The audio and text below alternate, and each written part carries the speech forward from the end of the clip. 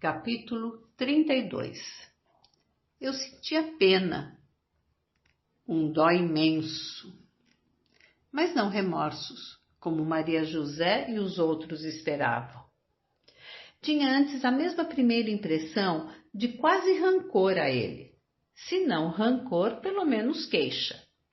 Parecia-me que Aloísio me traíra, que renegara suas palavras e seus gestos de amizade, as confidências, a boa confiança que existia entre nós, servindo-se assim de mim para lançar o seu trágico número sensacional. Pegara-me a traição, atirara-me impiedosamente a curiosidade dos outros, a feroz bisbilhotice daquela gente que nos conhecia e se comprazia em inventar romances cruéis e impossíveis. E principalmente, com que direito me impor aquele luto, aquela mágoa? Com que direito, apenas porque bebera demais entre rapazes, me dilacerar o coração? Coitadinho, ficou tão sério, com o rosto tão doloroso e surpreso. Nem me viu, nem me conheceu. E dizer que se matara por mim. Mas onde estavam as supremas palavras, a derradeira e apaixonada confissão? Morreu agoniado e em silêncio, sem se lembrar de nada, senão, talvez, de se defender desesperadamente entre soluços e arquejos roucos, contra o veneno que lhe queimava o corpo e lhe cegava os olhos. Quanto a tal carta, jamais consegui vê-la. Existiria, ao menos? Por que insistirem em que foi por minha causa? A mim ele nunca disse nada, nem a mim nem a ninguém. Só os olhos e os cochichos inimigos daquela gente diziam isso. Na verdade, eu é que era realmente a vítima dele. Vítima do suicida, que agora dormia descansado, sem pensar mais no que fez. Aloísio tinha a cabeça cheia de coisas absurdas. Vivia imaginando ideias estranhas, criando conflitos e dramas. Só dava importância à sua própria imaginação. E qualquer fato do momento só impressionava depois de transformado e moído na sua cabeça. Foi isso que realmente o matou, não eu. Se ele gostava de mim, por que nunca o disse? Falta de oportunidade? Teve muitas oportunidades. Andávamos juntos, conversávamos longamente em palestras infindáveis. Certa noite ficamos os dois na sala, muito tempo sós, debruçados à mesa, folheando o mesmo livro. Por que ele não falou então? Não disse uma palavra, nem sequer deu a entender. Eu até o provoquei um pouco nessa noite, levada não sei por que instinto perverso. Deixei meu braço encostar no seu. Ele ficou imóvel e sério, como um menino inocente. Se me queria, como pretendem, por que não ousou então? Tímido? E as confidências que me fazia?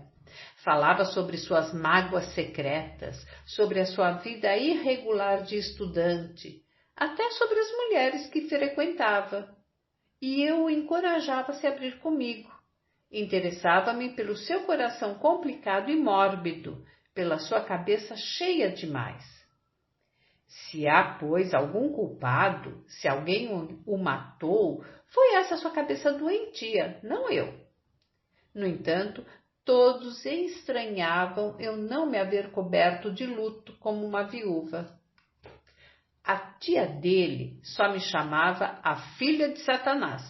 Contava a todo mundo como eu seduzir o menino, como o arrastar ao mal e à loucura, enchendo-o de livros perversos, blasfemando das coisas santas, passeando com ele até pelo cemitério, perdidos nós dois nas infindáveis conversas.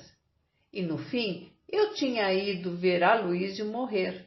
Tinha ficado de olho duro junto da cama, sem uma lágrima, sem um gesto de amizade ou de arrependimento, enquanto o pobrezinho me fitava, já na ânsia da morte, enfeitiçado ainda, implorando ainda tudo o que eu mudamente lhe negava.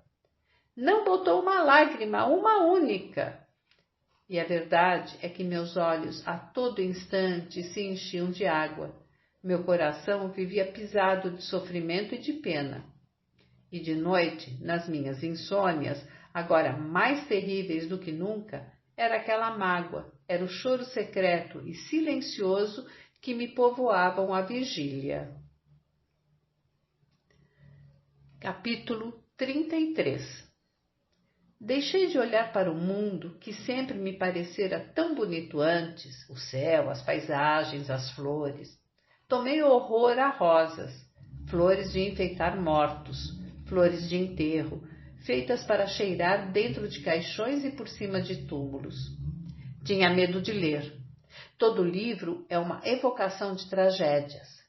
Há tantos rapazes mortos nas histórias escritas, e os rapazes vivos, quando ainda podem rir e fumar, e nos pegar na mão e ler trechos em voz alta, adoram de tal maneira os livros. Meu abatimento começou a impressionar Maria José. Você vive tão deprimida, Guta, tão triste. Sempre foi precoce e já está solteirona nesta idade. Por que não pede uma licença, não vai para o Rio? Vou escrever sobre isso à sua madrasta. Na verdade, eu mesma me sentia cheia de impertinências e azedume, de abstrações, de prantos repentinos. Agarrei-me à ideia da viagem. Fiz uma carta a papai e obtive dinheiro. Custou-me escrever-lhe pedindo. Não havia entre nós correspondência íntima e afetuosa. Ele nunca escrevia, porque tinha horror a fazer cartas, e era com madrinha que eu trocava mensalmente notícias de amigável formalidade, falando acerca da saúde e do calor, sobre sapatos para os meninos e remédio que às vezes faltavam no crato. Algumas linhas em letra grande, enchendo 3/4 partes de uma folha de bloco. Porém, felizmente, papai compreendeu minha necessidade de mudar de horizonte e o meu desejo de ver um pouco o mundo. Chegara ao crato a história do suicídio de Aloísio, naturalmente ampliada e escurecida. Madrinha, respondendo à carta de Maria José, contou que papai, ao saber da notícia, passou 2 dias sem falar com ninguém, fumando e passeando pelo alpendre, de cara sombria. Ouviu sem dizer nada as palavras de Maria José, que madrinha lhe transmitira. E no dia seguinte mandou vender um gado e me remeteu um envelope com dinheiro, com um cartão carinhoso e rápido. A minha filhinha, para sua viagem, com muitos beijos do papai. Madrinha mandou uma echarpe de lã para o frio e página e meia de conselhos sobre a moral e os defluxos. Arranjei uma licença de 3 meses na repartição. Maria José e 2 colegas de trabalho me acompanharam à ponte. Luciano também foi, e eu tentei comovê-lo, falando em saudade e em separação. Ele, entretanto, nem me ouvia. Estendeu-me uma bochecha distraída para o beijo, interessado que estava pelas lanchas, pelos guindastes, pelos navios e suas bandeiras. Embarquei, pois, sem saudades, sozinha, vagamente recomendada por Dona Júlia a uns conhecidos que viajavam para o sul. Nunca eu tinha estado a bordo antes. Um navio era para mim o palácio feérico, levando através do mar toda uma carga de prazeres inéditos e de deliciosas convivências. Tudo branco, reluzindo de metais polidos como se via no cinema. Rapazes estrangeiros, vestidos de flanela clara, contando histórias de terras longínquas. Orquestras refeições, bares, coquetéis, salões de dança, mulheres decotadas fumando. Tudo que eu nunca vira, que nunca me atrevera a desejar. Na minha vida, sempre tudo foi austero e sem prazeres. E, naturalmente, eu não encontrei nada disso. Enjoei toda a viagem. Nos portos não saltava porque não conhecia ninguém em terra e não fizera amizades a bordo, metida sempre no camarote, suando, tonta e cheia de náuseas. Só no Recife me animei um pouco. Dei algumas voltas tímida por perto do cais, com medo de ir mais longe, perder-me pela cidade, perder depois o navio. E a bordo, como tudo cheirava mal, como era quente e inseguro, como me doía a cabeça, como me doíam os olhos, que horrendo e lúgubre buraco era o camarote.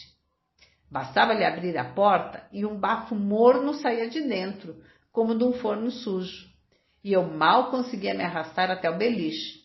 Deixava-me cair sobre o colchão duro e cheirando a mofo e desinfetante. E ali ficava em coma, sem calor no corpo e de coração parado, até que um camaroteiro compassivo me acudisse.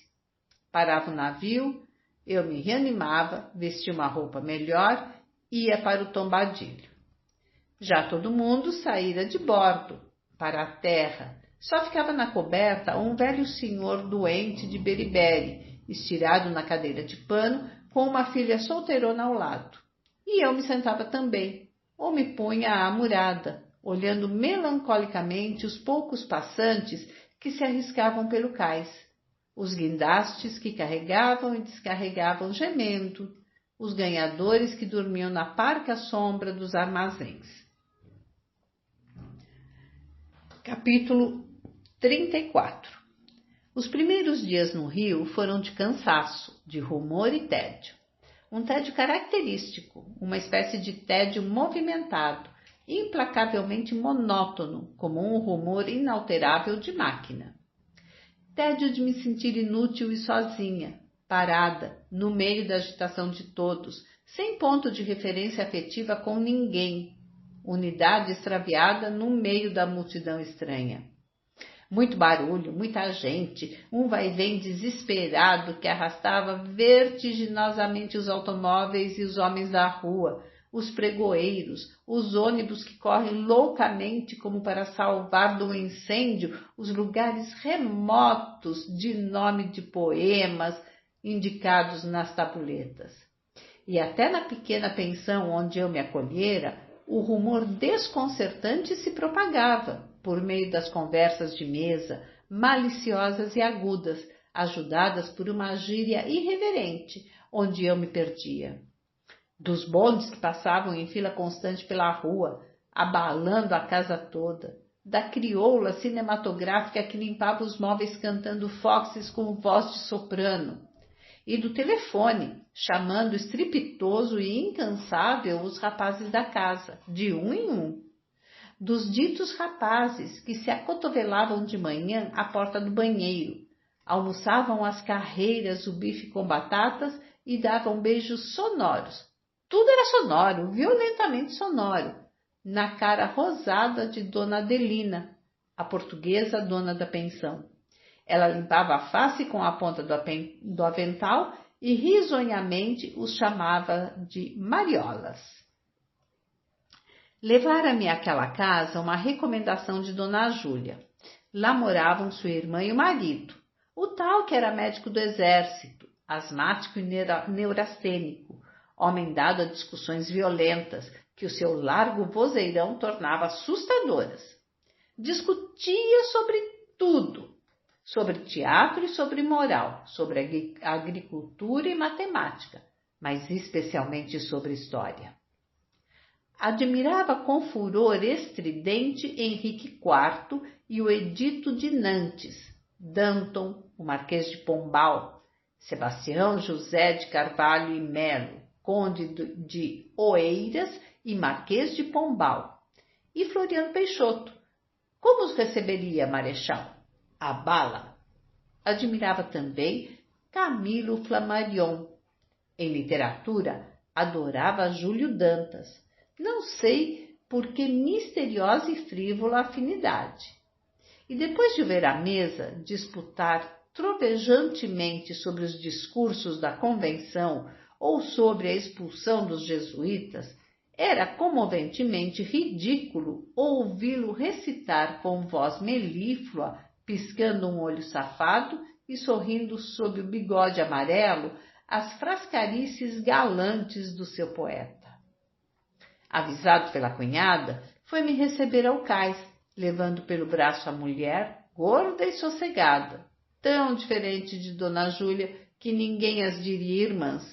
Uma maltratada e envelhecida, cozinhando e enchendo marmitas.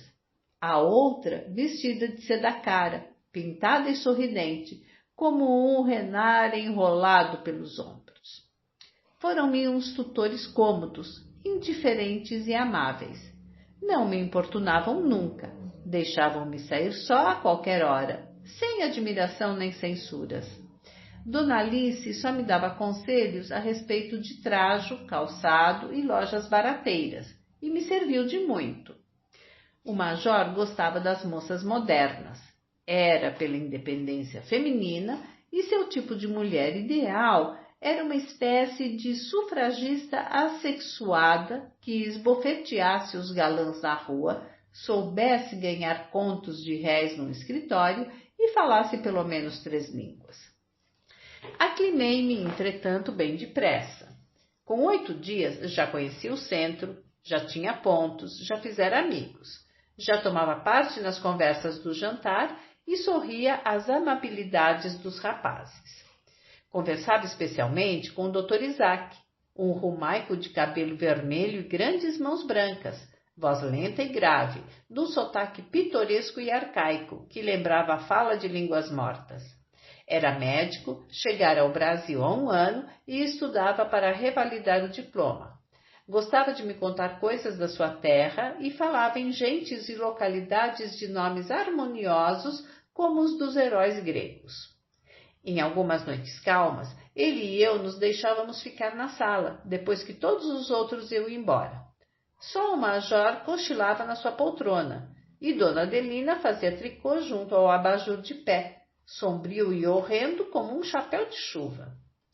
Isaac então ia para o quarto, trazia um pacote de discos, tirava da vitrola a marcha carnavalesca que os rapazes, ao sair, tinham deixado na agulha e punha a tocar para mim, talvez também para si próprio, para aquecer saudades, velhas canções ciganas, cheias de lamentos de violino e de musicais onomatopeias, cantigas em russo, dolentes e apaixonadas, cuja letra ele me traduzia sorrindo e onde se falava sempre de amantes separados e de mortes trágicas. Dona Adelina, movendo lentamente a cabeça, acompanhava o compasso da música. O major despertava de vez em quando e achava a canção bonita, quebrando o recolhido silêncio. E eu ouvia, seduzida, ia me apossando daquele remoto mundo de Isaac. Via as doces paisagens da sua terra, de que ele me evocara, os rebanhos, os pastores primitivos e rústicos como os pastores da Bíblia, as quietas aldeias, o belo céu balcânico, as altas montanhas e rochas ásperas aparecendo ao longe. Ele também me fazia contar coisas do meu Cariri natal, que era ali tão exótico e distante quanto as agulhas dos Cárpatos. Do Juazeiro dos Beatos, da igreja inacabada do Horto, semelhante a uma ruína de outras idades, erguendo-se no cimo do morro nu e rochoso. Ao lado dela, o telheiro cheio de milagres, e ao seu adro empedrado, em cujas lajes os peregrinos deixam as marcas dos pés e rastros de sangue. Contava-lhe os meus passeios com papai, nas manhãs de inverno. Os cavalos se perdiam pelos canaviais, pelas lagoas, pelo carrascal bravo, e nós tínhamos sempre no horizonte a barreira do Araripe azul, e constante como a linha do mar. Começamos a sair juntos, Isaac e eu. Ele me levava aos seus cantos prediletos da cidade, as pedras do Arpoador, com as ondas furiosas batendo nas rochas, e onde a gente se sentia longe do mundo, só com o mar e as pedras, como o faroleiro na sua torre. Em lentos passeios pelo cais do porto, às últimas horas da tarde, quando a água começa a escurecer e a ficar triste, e os marinheiros europeus saem de bordo em pequenos grupos, o passo pesado, a cara ingênua, e rumam em direção à cidade e ao mangue. Ensinou-me a gostar dos pequenos cafés, especialmente um cafezinho de esquina, com portas de vidro, escondido pelo vulto enorme de um arranha-céu de defronte. Ficávamos lá conversando tardes inteiras, cada um contando as suas coisas, discutindo, falando em livros, em medicina, em nós e nos outros. Já à noite, quando saíamos, era frio na rua e a neblina de inverno escurecia as luzes da avenida. Isaac me pegava no braço, eu fechava os botões do agasalho e, guiada por ele, corria estonteada pelo meio dos ônibus e dos automóveis, sem nunca saber direito o lugar onde deveríamos tomar o bonde. Em breve, eu que me dispersava infatigavelmente pelos passeios clássicos, Quinta, Pão de Açúcar, Tijuca, Corcovado, fui centralizando minhas preferências em torno de Isaac, e ele acabou resumindo para mim todo o interesse da cidade, da manhã que começava, do meio-dia luminoso, das noites em que vagávamos a sós, desconhecidos e felizes, por entre ruas, praças e árvores que para nós não tinham nomes. Uma noite tomamos um ônibus e fomos dar à praia, o Leblon longínquo, as areias sem fim. Era o deserto, o mundo primitivo, a solidão, a ilha perdida. As ondas cobriam o rumor dos bondes que passavam por trás de nós na cidade distante a que dávamos as costas. A princípio ficamos parados, juntos, mas cada um sozinho, vendo com os seus próprios olhos a violenta beleza do céu da noite e do mar. Depois, ambos fomos situando um ao outro na paisagem. Ambos fomos sentindo uma necessidade maior de aproximação, de uma ternura mais precisa, oprimidos e intranquilos. Sentamos na areia. Isaac me abraçou e eu me deixei ficar junto dele, de repente quieta e feliz. Soprava um vento de inverno marítimo e gelado. Nós nos apertávamos nas capas, apertávamos-nos mais um contra o outro. As mãos frias dele se aconchegavam nas dobras do meu casaco. E era bom estar nos seus braços, sentir o seu coração batendo tão perto, sua boca me correr suavemente pelo cabelo, pelos olhos. Afinal, eu atingi aquela impressão de felicidade e sossego que sempre julgara impossível, inalcançável, no vácuo das velhas noites, quando alimentava em longas imaginações o meu desejo de morte. Agora parava ali. Não pensava, não sonhava, não queria nada. Deixava-me estar, passiva e imóvel. Ele foi que se acordou primeiro do que eu. Soltou-me, ergueu-se, viu as horas, girou em torno de si como se orientando. Levantei-me também, meio tonta, sem saber por que terminar o maravilhoso momento. Acompanhei-o.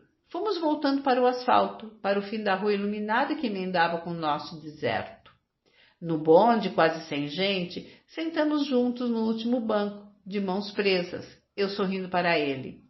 Isaac calado, aconchegando-me aos seus grandes ombros magros, minha face roçando no pano áspero da sua capa. No meio da viagem, era quase 1 hora de bonde, começou a chover e os salpicos da neblina nos caíam no rosto. Isaac quis fechar a cortina e eu não consenti. Segurei-lhe a mão. Os pingos frios me batendo na face ampliavam o meu mundo de felicidade, levavam-me aos tempos de mamãe, aos banhos de chuva no quintal. E as nossas risadas e o meu coração pulando de alegria era a mesma alegria agora. A chuva, o cheiro da chuva, a frieza das gotas de água, mamãe correndo comigo, tão bonita, tão contente, o cabelo lhe escorrendo pelas costas, os pés calcando os pequenos seixos do chão, eu gritando em torno dela, agarrando-a, abraçando-a, sufocada de felicidade. Era como se Isaac, pelo milagre da sua presença, do seu abraço em redor dos meus ombros, me restituísse a infância, a alegria livre e nua, enquanto o vento molhado me batia na boca e nos olhos. Atrás das grades de ferro, os jardins molhados desprendiam um cheiro rústico de terra, de folhas molhadas, de flores se abrindo. Isaac me cingia com força. O bonde corria cego, sem procurar caminho dentro da neblina e da noite. Nós não falávamos, apenas ríamos, apertávamos-nos as mãos e nos aconchegávamos mais estreitamente um ao outro. Ao chegar em casa, encontrei sobre a mesa de cabeceira uma carta de Maria José. A prorrogação de minha licença não fora concedida, só se ficasse sem vencimentos. E, naturalmente, os capitais deviam estar esgotados. Ainda dariam para uns 15 dias? Perguntava alegremente ela. O melhor seria arrumar malota, deixar a boa vida e voltar ao batente. Luciano pedia que lhe levasse um avião que voasse sozinho. General passara 3 dias sumido de casa e afinal apareceu, sujo, arrastando uma perna, com a barriga encostada no espinhaço. Aquela pessoa, o pai dela, embarcara para o norte. Diziam que levava a mulher e o menino. Despedira-se da filha, aparecendo bruscamente numa esquina. Deixara-lhe na mão, ao ir embora, um pesado anel de ouro com um brilhante. Última notícia. Morrera a mãe de Aloísio, afinal. Todo mundo dizia que a matara o suicídio do filho.